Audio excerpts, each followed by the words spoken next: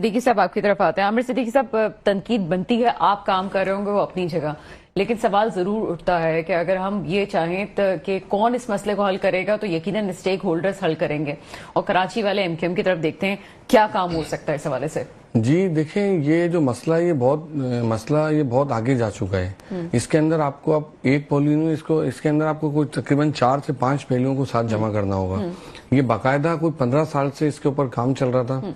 ये आज हम इस साल पे आज नहीं पहुंचे, 15 साल से काम चल रहा था कि किस तरह से सिंध का जो कैपिटल है कराची, कि वहां के बच्चों को हम कैसे पीछे करें, कि उनको एडमिशन्स भी नहीं मिले, उनको हम तालीम में भी पीछे करें। तो आज उसके समरात आने शुरू हो गए कि आज हमारे बच्चे बिल्कुल दीवार से लगा दिया गया। ये सोची समझी प्लानिंग के तहत हुआ है। ये हैरत की बात नहीं कि मैं आपको बता, सिर्फ 10 या 15 बच्चे डॉक्टर मैं वहीं पे लेके आ रहा हूँ आपको। देखें, कमेटी भी बनी है सिंध असेंबली की, उसमें मैं मेंबर भी हूँ। उसके अंदर एक रिपोर्ट आई है लास्ट केयर टेकर गवर्नमेंट की, जो कि सरोज लोधी साहब ने रिपोर्ट दी, वो तफसीली रिपोर्ट है।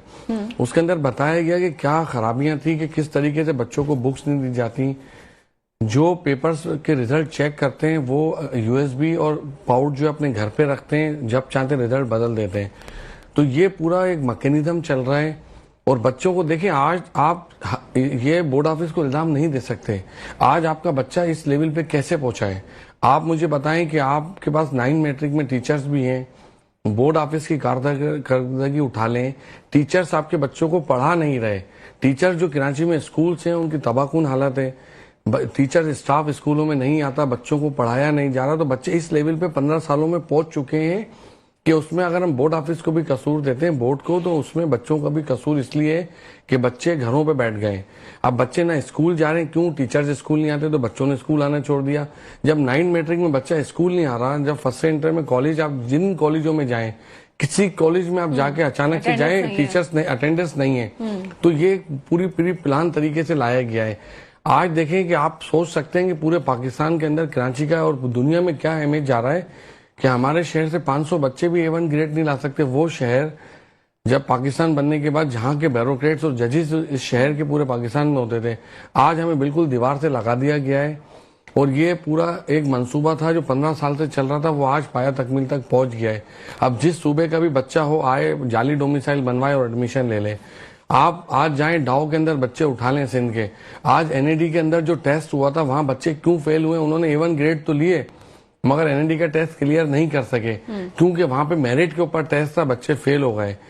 आप जाएं डाओ के बच्चे उठा लें जिनको सिंध के बच्चों को एडमिशन मिला है, उनसे 5 सवालों के जवाब पूछ लें, 5 में से 5 वो फेल हो जाएंगे, एक सवाल के जवाब नहीं दे पाएंगे। तो ये वो फार्मूला है कि ये आप समझे कि अपने सूबे को हम हलाकू खान वाला फार्मूला है कि हम अपने सूबे को तबाही की तरफ लेके जा रहे हैं।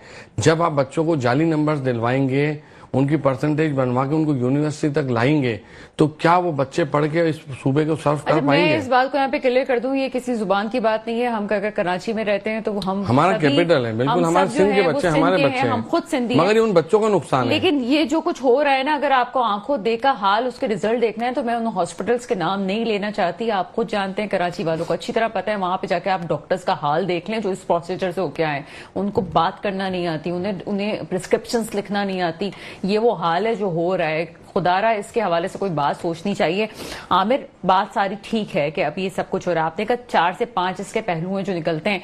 क्या आप समझते हैं कि एमक्यूएम अपनी तौर से इसकी कमेटीज अलग अलग सतह पे बनाएगी कि हम किस मामले को किस तरह से कैटर कर सकते हैं, आगे लेके चल सकते हैं? देखिए, जो कमेटी बनी है ना, उसमें सरदार शाह साहब एक अच्छा प्लान लेके चल रहे हैं। उसमें जमात इस्लामी भी है, सुन्नी इत्तेहाद काउंसिल भी है, एमक्यूएम पाकिस्तान के कहने पे कमेटी बनी, पीपल्स पार्टी के काफी मेंबर्स हैं। और मुझे नजर आ रहा है उस कमेटी के अंदर सारी चीजें वाज़ेह हो चुकी हैं और 12 तारीख को उसकी रिपोर्ट आनी है। मगर देखिए, मैं कह रहा हूँ, मेरे सिंध के बहन भाई जो मेरे बच्चे हैं, मेरे बहन भाई हैं, मेरा लाड़काना में भी दोस्त रहता है, नवाब शाह में भी रहता है। आज मैं जो बात कर रहे हैं वो क्या कर रहे हैं कि आपने हमारे पूरे सूबे के बच्चों को कहाँ पहुंचा दिया। आज हम जो सूबा ये मुल्क तालीम से चलता है, आज हमने उन बच्चों के साथ खुद जुल्म किया है। अब उनको हम गलत तरीके से जब आगे लेके जा रहे हैं, तो ये उन बच्चों का भी कसूर, जुल्म होगा उन बच्चों पे, और मेरे सूबे का कबाड़ा निकल जाएगा, जनाजा निकल जाएगा। मेरे सूबे को कौन आगे लेके जाएगा?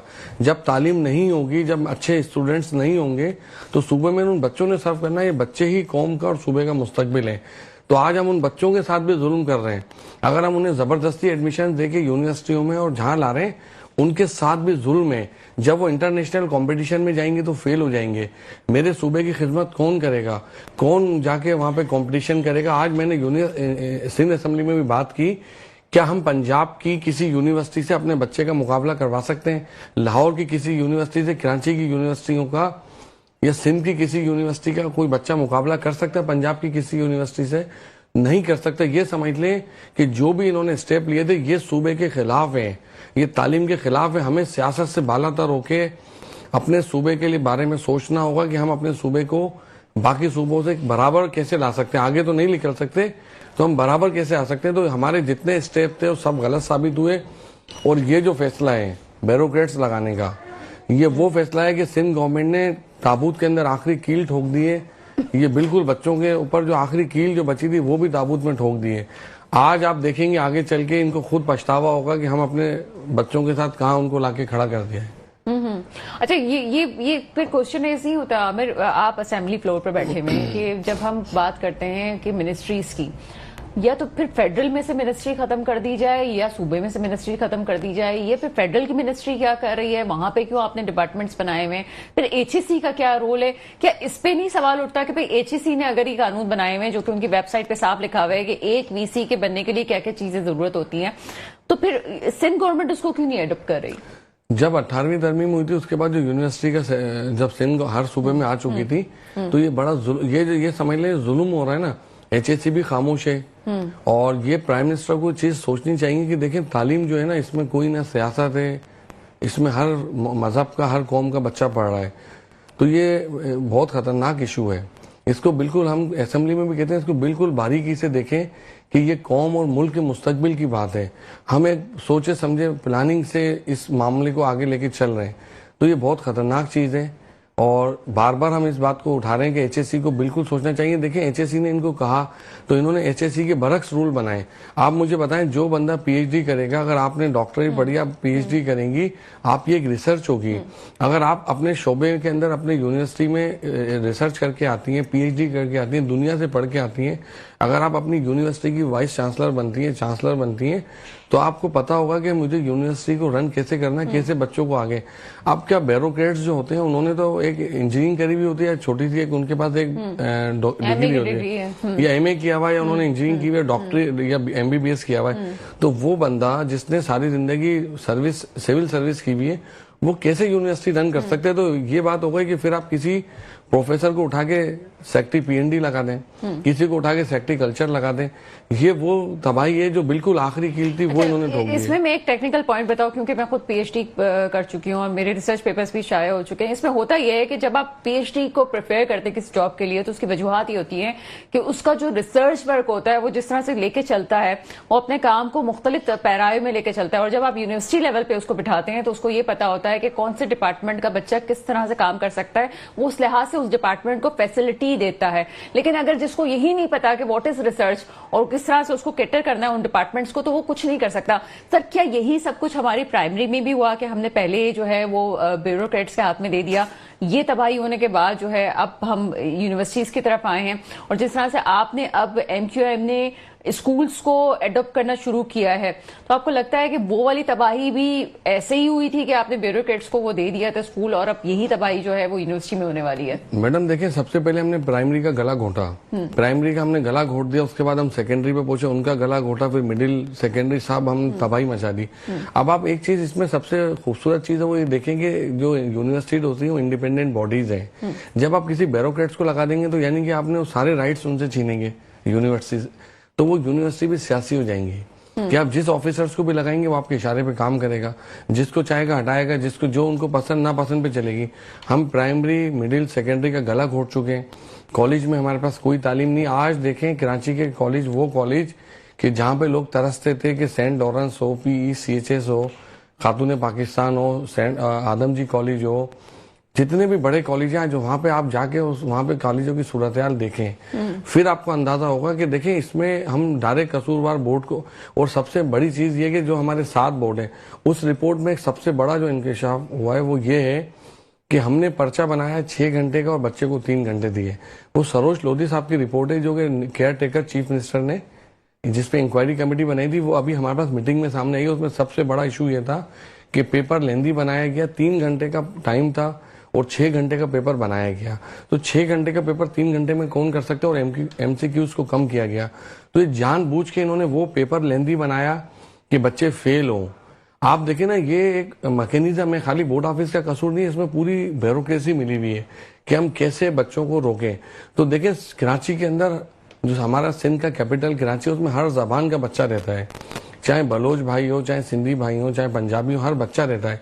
तो आज हम सबके साथ जुल्म कर रहे हैं, हम बिल्कुल जो अंधे हो चुके हैं, हमने तालीम को बिल्कुल एक तरफ रख दिया। हम ये नहीं सोच रहे कि हमारा फ्यूचर क्या होगा, हमें सिर्फ हाल की फिक्र है। हाल में तो आप एडमिशन दिलवा लेंगे, उन बच्चों को जैसे तैसे पास करवाएंगे, तो क्या वो बच्चे आपके हॉस्पिटल में या आपकी ब्यूरोक्रेसी के अंदर सर्व कर पाएंगे?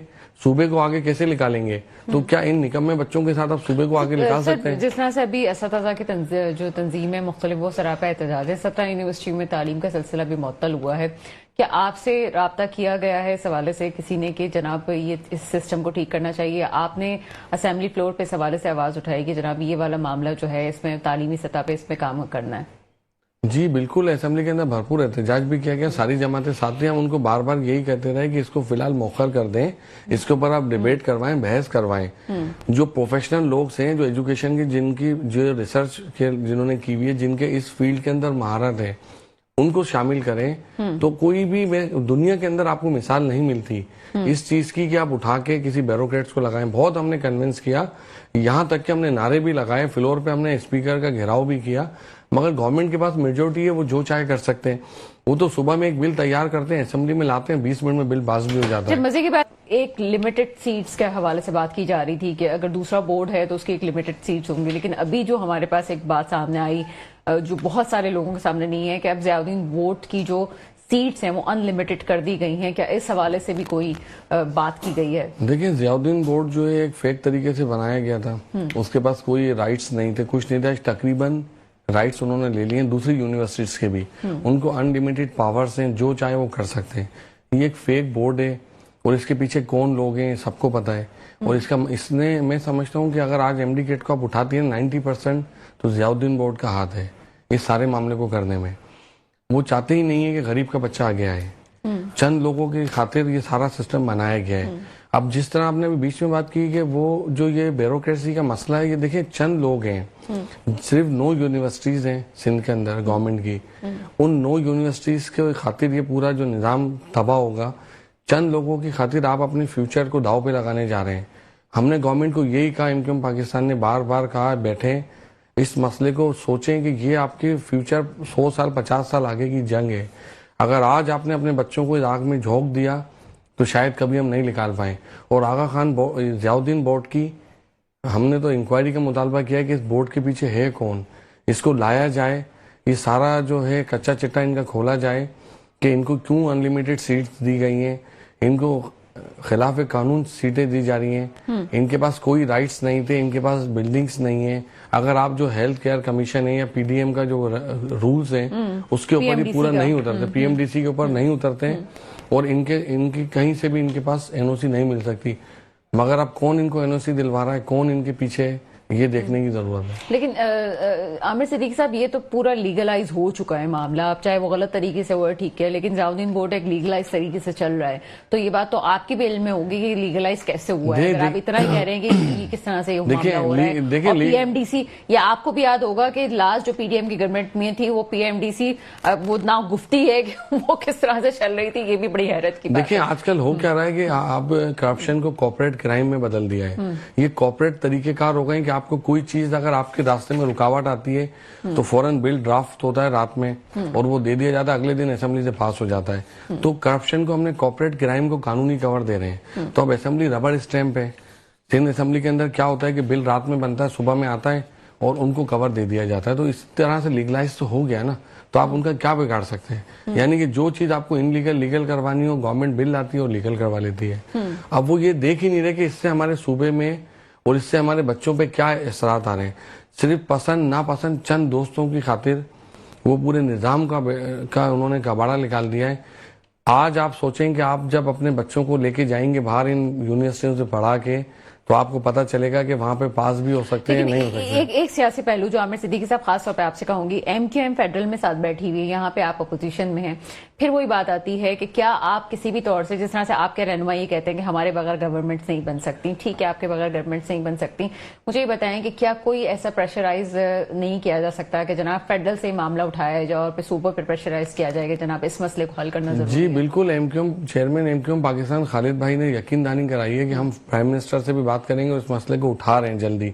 और हम पीछे लगे हुए कि कराची के अंदर एटलीस्ट 5 यूनिवर्सिटियां फौरन दी जाएं। इस्लामाबाद और लाहौर से यूनिवर्सिटी आगे ही नहीं बढ़ती हैं। आज तक हम 9 यूनिवर्सिटियों पे बैठे हुए हैं और कोई हमारे पास नई यूनिवर्सिटी नहीं आई। अब एक यूनिवर्सिटी हैदराबाद में कोसार के अंदर आ चुकी है। पूरी कोशिशें खालिद भाई ने यकीनदानी, हम भी पीछे लगे हुए हैं कि खालिद भाई इस मसले को उठाएं। तो बिल्कुल ये फौरन उठाया जाएगा और इसके ऊपर आने वाले चंद दिनों में ये मसला इंशाल्लाह ताला हल होने जा रहा है। जो सिंध असेंबली की कमेटी बनी है उसके अंदर एमक्यूएम पाकिस्तान, अली खुर्शीदी भाई, पूरे एमक्यूएम का काफी 6 या 7 एमपीएस हैं। तो हमें लगता है कि उस कमेटी से फ्यूचर के अंदर बहुत अच्छा फैसला आने वाला है। बहुत शुक्रिया आमिर सिद्दीकी साहब हमारे साथ मौजूद है। मसला सिर्फ ये है कि अगर